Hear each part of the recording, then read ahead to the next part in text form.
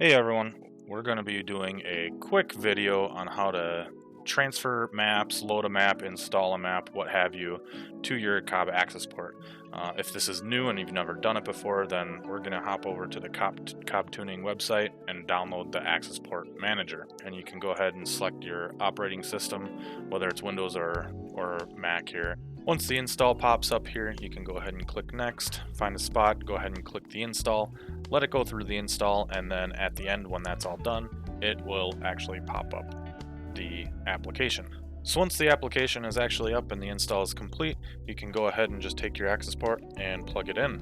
Once you plug it in, you'll be able to see that your Cobb Accessport, it's going to pop up and show you some splash screens basically, but you should be able to hear the noise that it pops in. You'll see the loading screen, and then you'll see all the maps here. If it doesn't connect automatically as such, you can click the connect button here, and then it should automatically find it and connect, and you're kind of back at that same stage. And at this point, we're ready to either remove some, you can transfer them, or delete them if you want. So what I'm gonna do is I have a map that I already went out and downloaded. It's the STI Stage 2. You should be able to just drag and drop it, and then it'll ask you, are you sure? You can hit yes, and boom, we got it. So there's my STI.